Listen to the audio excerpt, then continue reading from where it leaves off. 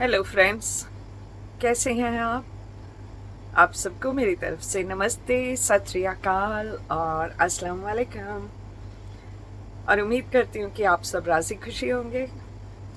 तो आज का व्लॉग बहुत सारे सवाल सब लोगों ने किए हुए। सब ये पूछना चाह रहे थे मुझे कि क्या ये आखिरी व्लॉग होगा। तो हो भी सकता है और नहीं भी हो सकता। अब देखते हैं कि क्या क्या होता है आगे ज़िंदगी में क्या क्या होता है। तो अब तक का मैंने आपको बताया कि पुनीत की हालत पहले से बहुत अच्छी है। सिर्फ एक टेस्ट का वेट कर रहे हैं और वो रिपोर्ट्स अगर आ जाएं और हमें उसका भी पता चल जाए तो हो सकता है या तो उसकी दवाई कम कर दी जाएगी या फिर जो दवाई है वो चलती रहेगी। और दवाई का कोई प्रॉब्लम नहीं है, एक गोली लेनी है सुबह एक रात को, तो उससे तो कोई फ़र्क नहीं पड़ता है।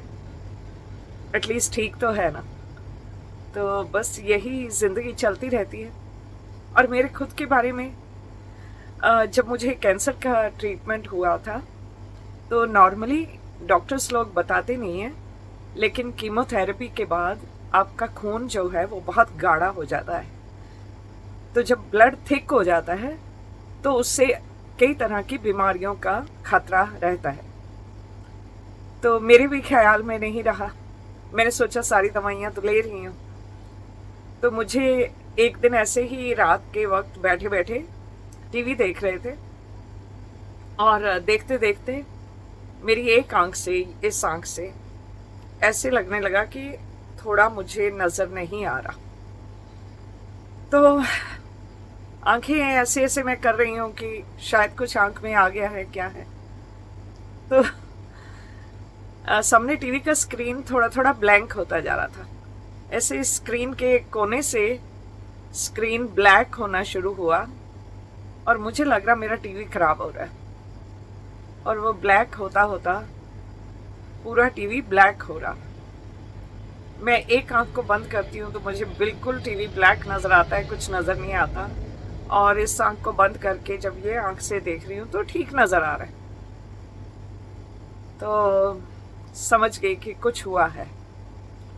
अब हमारे घर में जैसे कहते हैं ना, जेनेटिक कोई कंडीशंस होती हैं जो आपको एक पीढ़ी से दूसरी पीढ़ी आपके घरों में चलती रहती हैं। तो मेरे मम्मी की साइड की जो फैमिली है उनमें ये कंडीशन है कि आपकी आंखों में प्रेशर बढ़ जाता है और उस प्रेशर बढ़ने को काला मोतिया का नाम दिया जाता है। इंडिया में तो काला मोतिया कहते हैं, अब मुझे पता नहीं कि पाकिस्तान में क्या कहते हैं। और अगर आप इंग्लिश में पूछे तो उसको ग्लूकोमा कहते हैं। तो काला मोतिया की वैसे कोई सर्जरी नहीं होती। अब मुझे पता है मेरी बहुत सी फ्रेंड्स जो यहाँ पाकिस्तान से होंगी वो कहेंगी आंटी आप हमारे यहाँ आ जाओ, यहाँ पे इलाज है। लेकिन काले मोतिया का कोई दुनिया भर में इलाज नहीं है। ये हमारी मेडिकल लाइन हमें बताती है कि इलाज नहीं है।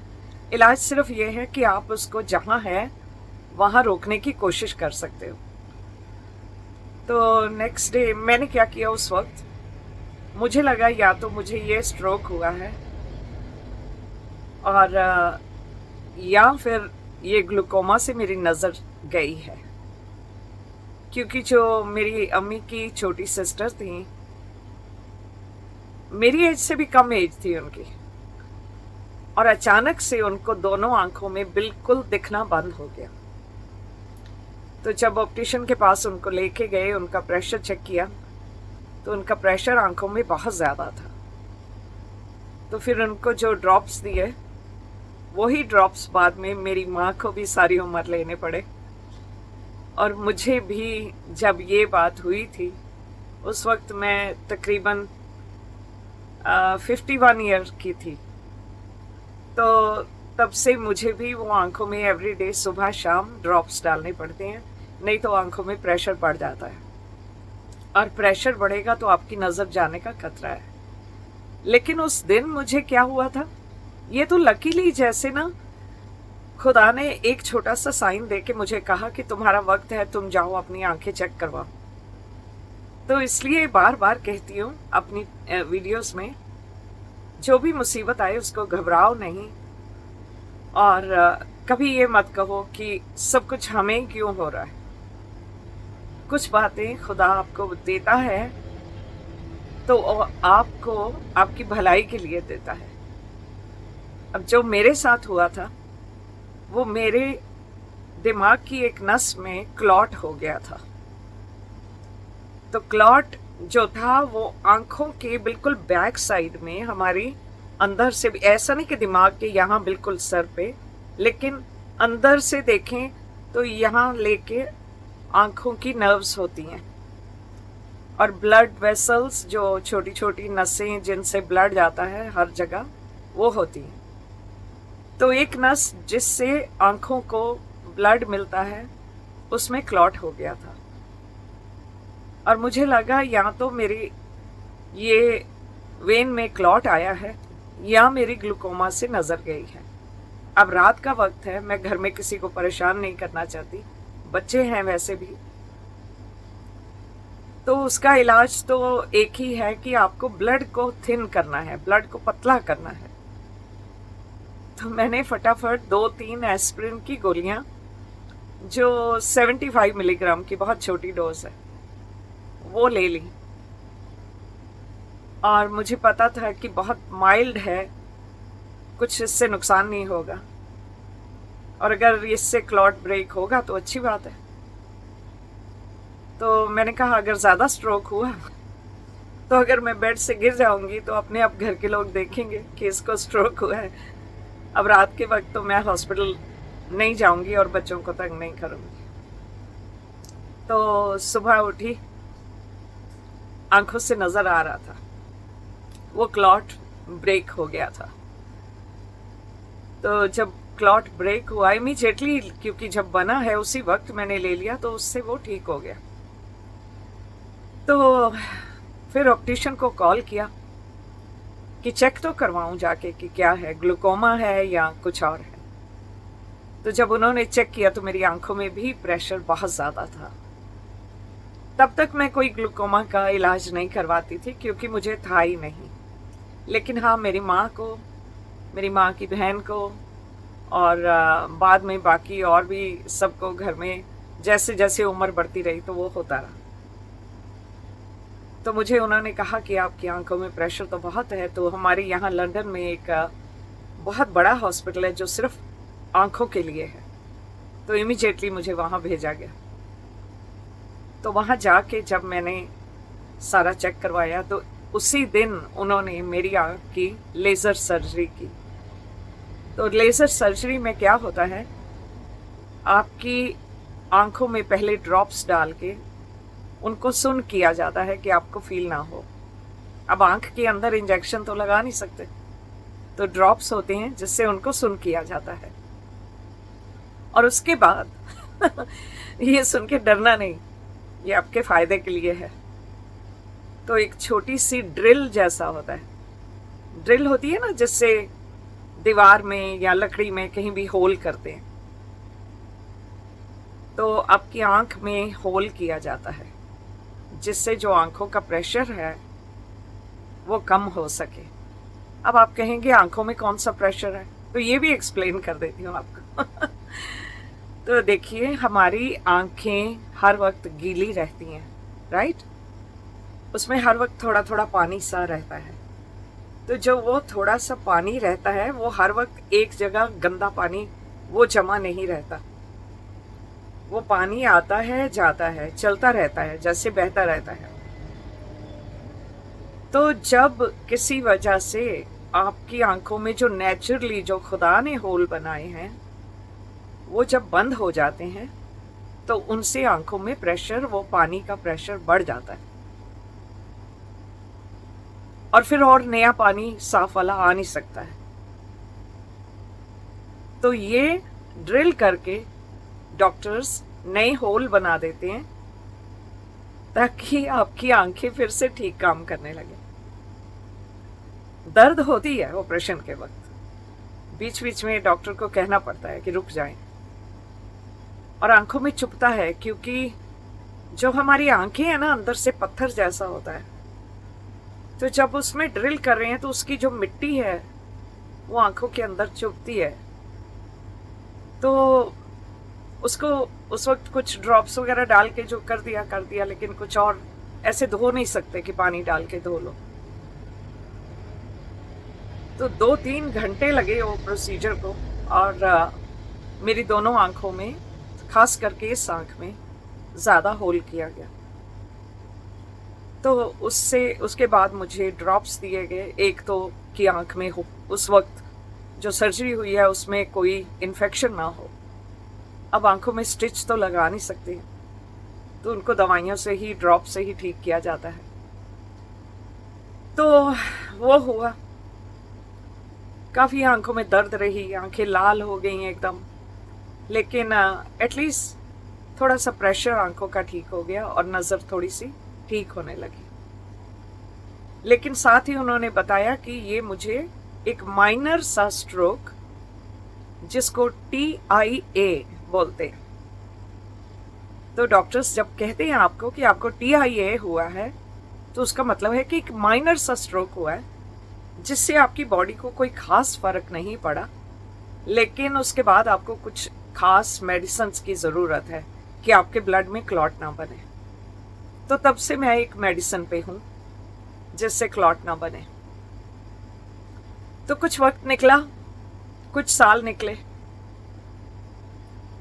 तो ये सन 2019 की बात है, अक्टूबर में। तो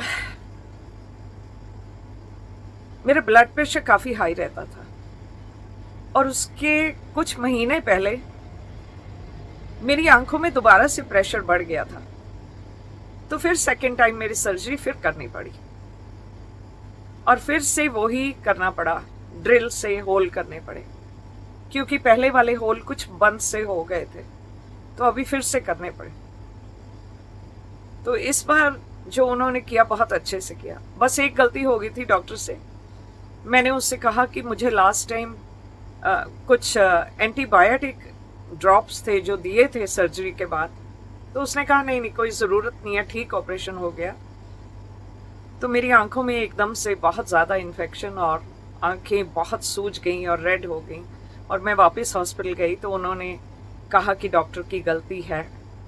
अब देखिए, जगह जगह पे, चाहे बेशक अब्रॉड हो या अपने मुल्क हो, डॉक्टरों से कहीं ना कहीं गलती हो जाती है।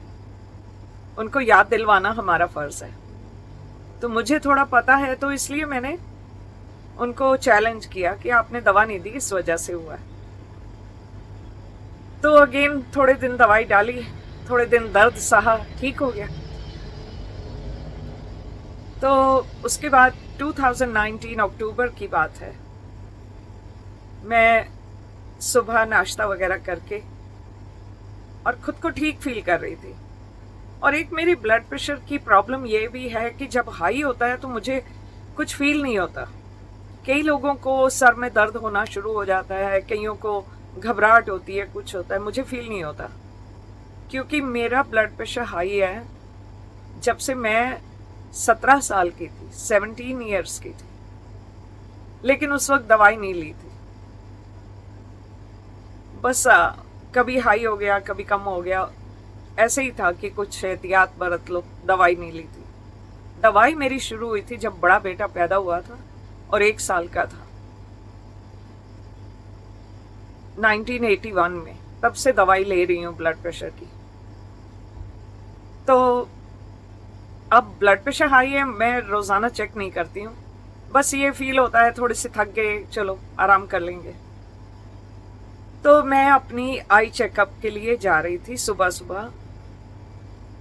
तो डॉक्टर्स ने चेक किया, तो उन्होंने इमीडिएटली बोला कि आपका आंखों में ठीक नहीं लग रहा, कुछ प्रेशर ज़्यादा लग रहा है, तो एक बार आपका ब्लड प्रेशर चेक कर लें, क्योंकि आंखों के पीछे जब ब्लड प्रेशर बहुत हाई है तो नसें छोटी छोटी जो फट जाती हैं, उससे ब्लड आने लगता है। तो जब उन्होंने अपनी स्पेशल मशीन लगा के आंख के अंदर देखा, तो कह रहे लगता है कि ब्लड प्रेशर हाई है।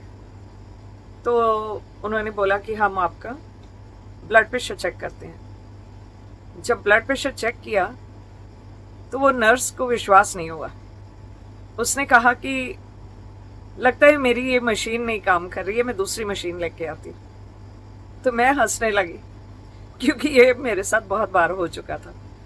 तो मैंने उसको बोला नहीं नहीं, आपकी मशीन ख़राब नहीं है। तो उसने बोला नहीं, मेरे को दूसरी मशीन ला के चेक करना है। दूसरी मशीन ला के चेक किया तो ऊपर का ब्लड प्रेशर 210 और नीचे का 180। तो इमीडिएटली मेरे को हॉस्पिटल ट्रांसफ़र किया गया। और ये भी देखो खुदा की वार्निंग, बचाने के लिए आंखों की अपॉइंटमेंट थी।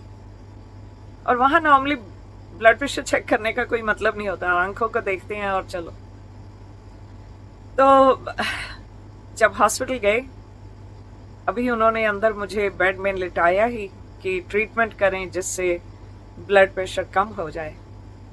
तो मुझे सारे साइंस आने लगे जैसे मुझे हार्ट अटैक हो रहा है।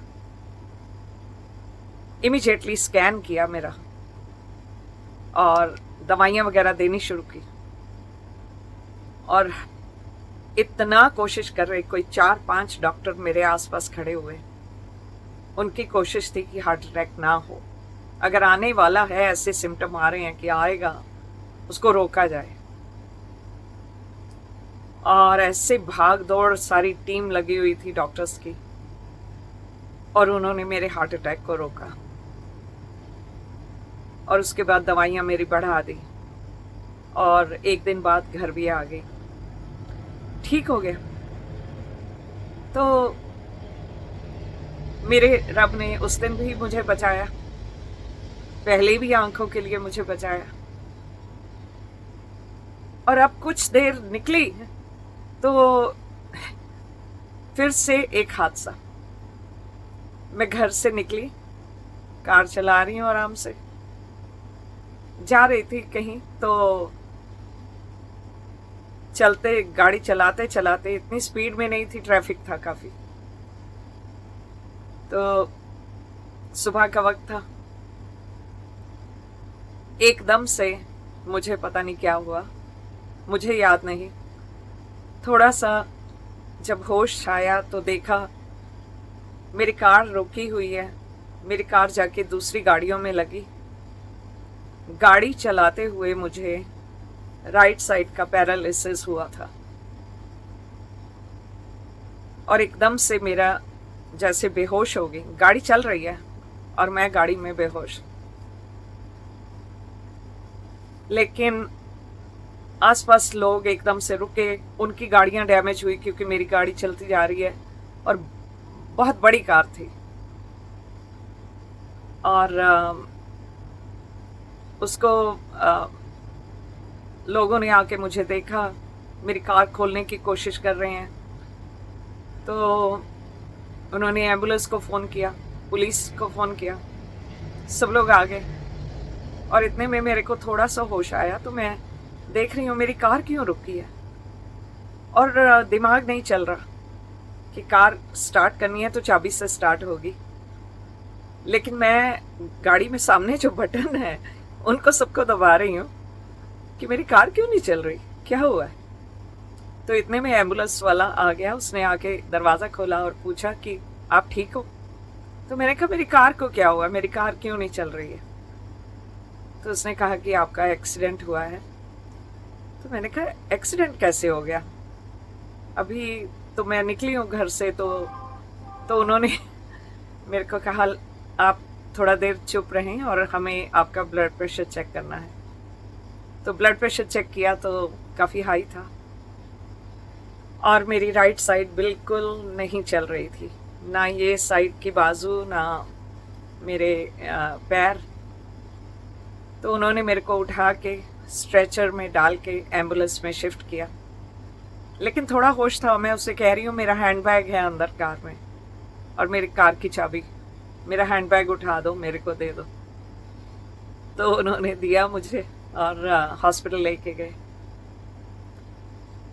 तो मेरे इमरजेंसी नंबर्स में मेरी एक फ्रेंड का नंबर हमेशा रहता है जो पहुंच सकती है बहुत जल्दी। तो उसको जल्दी से फ़ोन किया, वो आई। हर बार आ जाती थी, कुछ भी हो बहुत जल्दी आती थी। तो उसने आई और उसने मेरे बेटे को कॉल किया, हॉस्पिटल लेके गए। वहाँ पे फिर सारी चेकअप हो रही है और दवाइयाँ दी जा रही हैं, और सामने टीवी स्क्रीन है जहाँ पे एक न्यूरोलॉजिस्ट जो कि नर्व्स को देखते हैं। अब जो जो डैमेज हुआ है वो नर्व्स की वजह से हुआ है। तो वो सारा मेरे को देख रहा है, जैसे कैमरा है, आप लाइव करते हो यूट्यूब पे, तो लाइव होती है तो हम सामने वाले को नहीं देख सकते, लेकिन आप लोग हमें देख सकते हो। लेकिन ये जो था इसमें वो मुझे देख सकता था।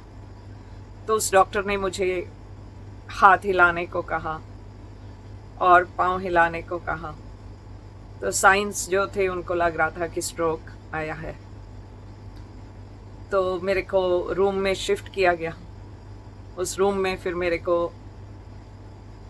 जैसे उन्होंने ट्रीटमेंट जो भी करनी थी वो सब ट्रीटमेंट होती रही। और रात के तकरीबन 11 बजे के करीब मुझे मेरे रब ने फीलिंग दी कि मैं ठीक हूँ, अब कोई फिक्र की बात नहीं है, बिल्कुल ठीक हूँ।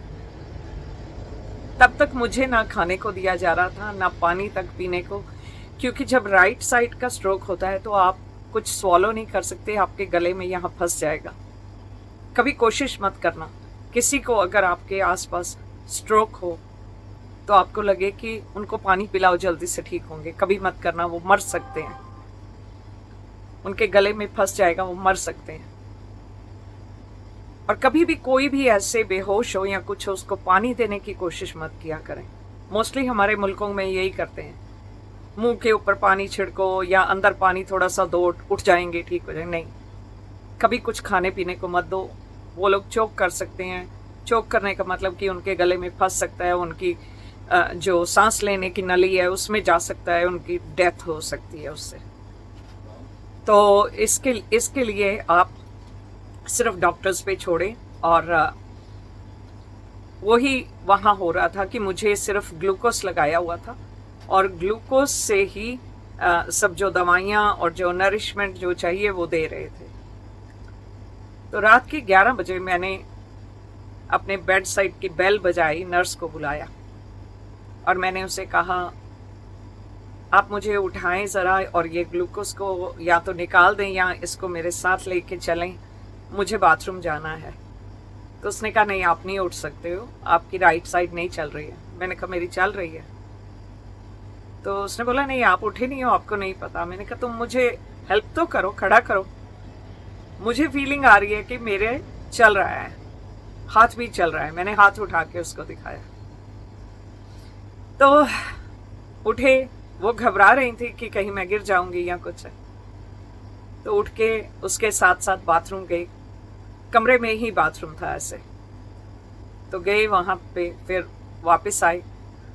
तो मैंने उससे पानी मांगा, तो उसने कहा कि नहीं, पानी नहीं दे सकते आप, स्वॉलो नहीं कर सकते। मैंने कहा, मैं कॉन्फिडेंट हूँ कि मैं अब पानी पी सकती हूँ, क्योंकि मुझे दिल से मेरे रब ने कह दिया था कि अब तुम ठीक हो। तो उसने डॉक्टर को बुलाया, वो लोग आए और मुझे एक एक घूंट करके मुझे दिया, देखा कि मैं पी सकती हूँ पानी, तो पिया।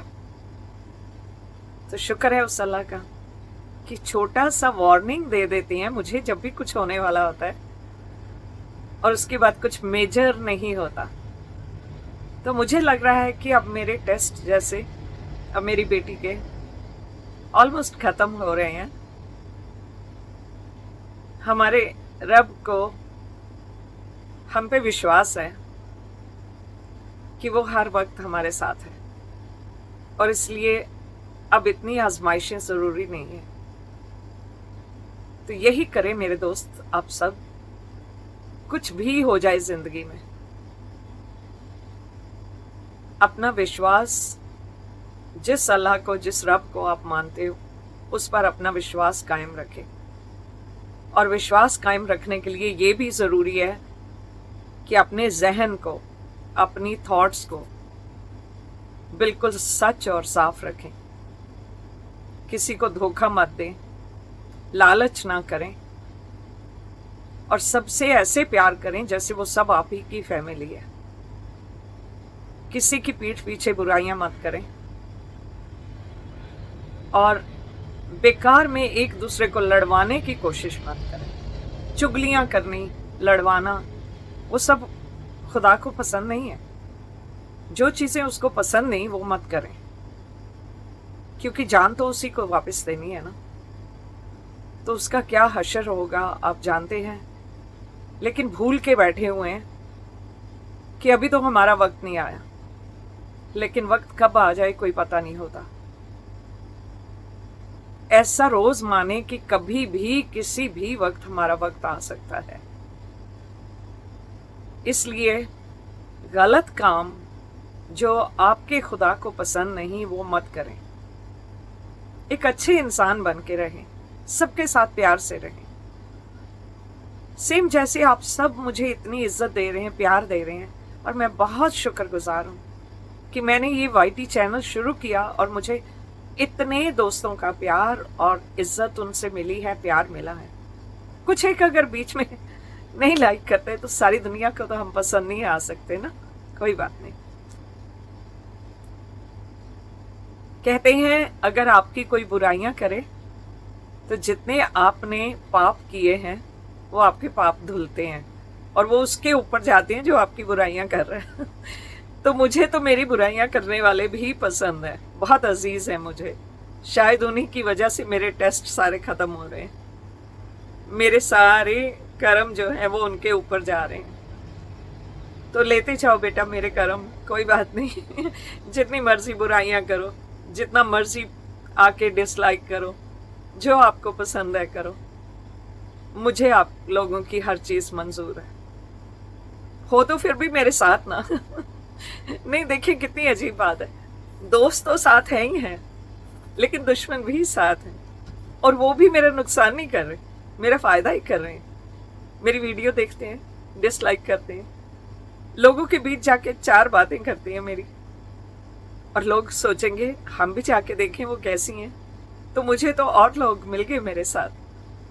तो इसलिए दुश्मन भी अजीज हैं, वो भी अच्छे हैं। मुझे सबसे प्यार है, कोई नफरत नहीं है, जो मर्जी करे कोई। हाँ, इतना है कि मैं जो लोग ऐसा करते हैं मैं उनसे थोड़ा सा कट कर लेती हूँ।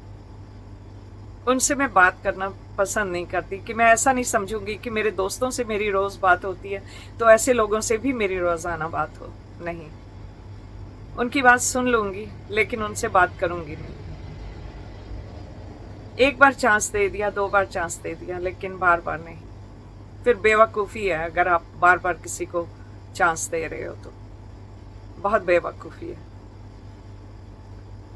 तो जी, जिंदगी अच्छी चल रही है, खुदा साथ है, सब कुछ अच्छा हो रहा है, और इंशाल्लाह आगे भी अच्छा होता रहेगा, क्योंकि मेरा विश्वास कायम है। आप भी ऐसे ही स्ट्रांग रहें, और कहने को बहुत कुछ है, छोटी छोटी बातें और भी कहते जाएं।